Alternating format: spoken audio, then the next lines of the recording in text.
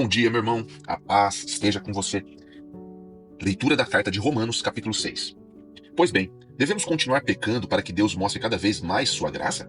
Claro que não. Uma vez que morremos para o pecado, podemos continuar vivendo nele? Ou acaso se esqueceram de que quando fomos unidos a Cristo Jesus no batismo, nos unimos a ele em sua morte? Pois, pelo batismo, morremos e fomos sepultados com Cristo. E, assim como ele foi ressuscitado dos mortos pelo poder glorioso do Pai, agora nós também podemos viver uma nova vida. Uma vez que nossa união com ele se assemelhou à sua morte, assim também nossa ressurreição será semelhante à dele. Sabemos que nossa velha natureza foi crucificada com Cristo, para que o pecado não tivesse mais poder sobre nossa vida, e dele deixássemos de ser escravos. Pois, quando morremos com Cristo, fomos libertos do poder do pecado. Então, uma vez que morremos com Cristo, cremos que também com ele viveremos. Temos certeza disso, pois Cristo foi ressuscitado dos mortos e não mais morrerá. A morte já não tem nenhum poder sobre ele. Quando ele morreu, foi de uma vez por todas para quebrar o poder do pecado, mas agora que ele vive, é para a glória de Deus.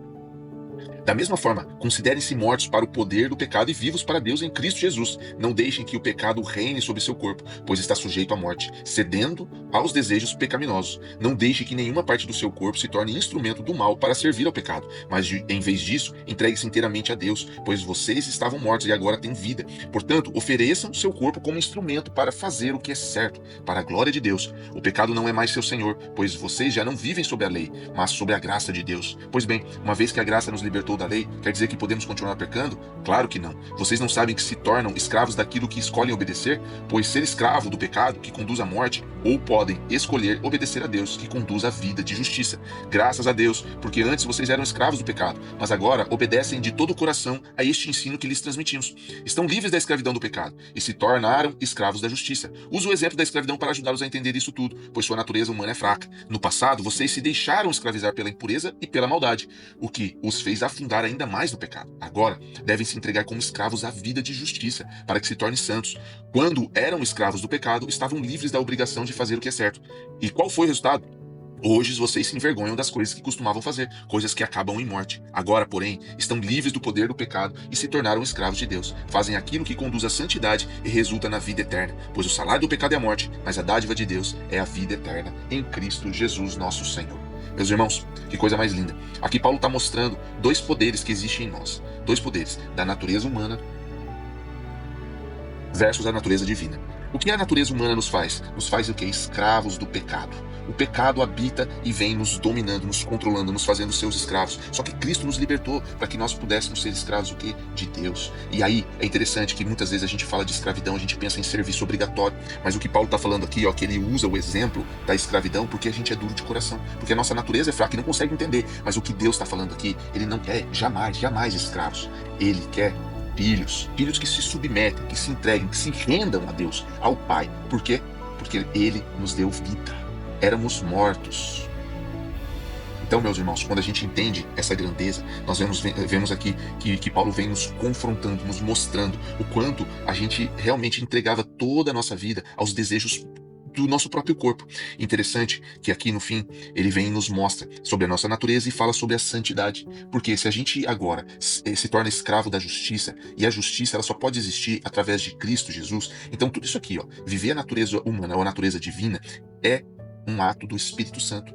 Por quê? Porque agora nós somos vivos para Deus em Cristo Jesus.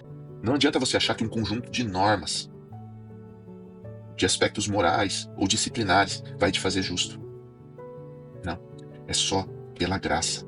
Então por isso nós nos rendemos a Jesus, para que como ele, nós morramos. Por isso a palavra fala que todo aquele que crer e for batizado, porque o batismo, ele representa a nossa morte assim como foi a morte de Cristo na cruz. Meus irmãos, e o que eu quero trazer para você, e o mais forte desse capítulo aqui, é justamente quando ele fala de santidade.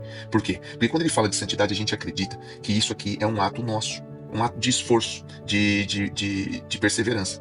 Ela engloba a perseverança, mas na verdade essa santidade aqui, que resulta vida, é quando a gente se torna o quê? Livres do poder do pecado e torna-nos o quê? Escravos de Deus. Só que nós não podemos tornar escravos de Deus, filhos de Deus, só pelo esforço do nosso braço, para que a gente possa viver a vida eterna que é em Cristo Jesus nosso Senhor. Isso aqui é uma entrega de relacionamento. Um relacionamento que o quê? Faz a gente conduzir os nossos irmãos. Então vamos lá. Se a gente pensa em santidade, a gente precisa entender o que a santidade nos leva. A palavra diz que, e a gente usa muito esse termo, que sem santidade ninguém verá Deus. Então a gente está pensando que um conjunto de atributos de conceitos morais ou de comportamentais vai nos fazer o quê? Enxergar Deus. Pelo contrário, meu irmão, olha o que está falando aqui Hebreus 12. Nenhuma disciplina é agradável no momento em que é aplicada. Ao contrário, é dolorosa. Mais tarde, porém, produz uma colheita de vida justa e de paz para os que assim são corrigidos. Então ele está falando o quê? De viver disciplina para se tornar ter uma colheita justa de paz. Por quê? Porque nós fomos corrigidos. Nós fomos corrigidos pelo quê? Pelo Evangelho de Cristo. Agora, revigorem suas mãos cansadas e seus joelhos enfraquecidos. Tá, por que eu vou revigorar os meus joelhos enfraquecidos? Façam os caminhos retos para os seus pés, a fim de que os mancos não caiam, mas sejam fortalecidos. Esforcem-se para viver em paz com todos e procurem ter uma vida santa, sem a qual ninguém verá Deus. Ele está falando aqui, tanto antes quanto depois, cuidem uns dos outros, para que nenhum de vocês deixem de experimentar a graça de Deus. Cuidem uns dos outros. Ele está falando o quê? Da gente ser luz para os pés dos perdidos, para que a gente tenha os caminhos retos, porque a gente conduz eles nos caminhos corretos. E aqui ele fala que para a gente cuidar uns dos outros. Então você vê que essa santidade aqui, ela faz com que nós sejamos aquilo que os irmãos vão ver, ou melhor, o Pai. Olha só. E fiquem atentos para que não brote nenhuma raiz venenosa de amargura que cause perturbação, contaminando muitos. Por quê? Porque quando a gente deixa o nosso coração ser tomado por uma raiz de amargura, o que acontece? A gente se torna venenoso, não só para nós, mas para os nossos irmãos. E aí a gente vai refletir e vai ser o filho visível de Deus? Veja só, meu irmão, a disciplina, ela gera a justiça.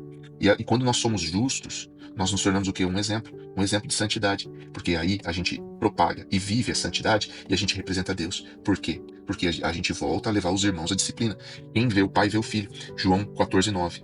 Quando Filipe, ele pede para Jesus, Senhor, nos deixe ver o Pai. Aí Jesus fala assim, mas Filipe, você anda comigo, você não está vendo? Quem me vê, vê o Pai. E quem que é o filho visível hoje do Deus e do Pai invisível? Somos nós, meu irmão. Só que a gente não consegue ser santo para ver a Deus, porque é impossível. É porque nós vimos a Deus, ao Pai, através de Jesus. É que nós podemos nos tornar o visível do Pai e conduz ao Filho invisível, que é Jesus, o Cristo. Então, meus irmãos, a santidade na qual a gente vive tem que ser focada, o quê? Em cuidar um dos outros. Porque esse amor, essa santidade, ela vai gerar em nós o que? Amor um pelos outros. Isso vai trazer o quê? Unidade. Novamente, família. Se unindo para essa construção perfeita de Deus através do seu Santo Espírito. Que Deus te abençoe e tenha um bom dia. Até amanhã. Tchau, tchau.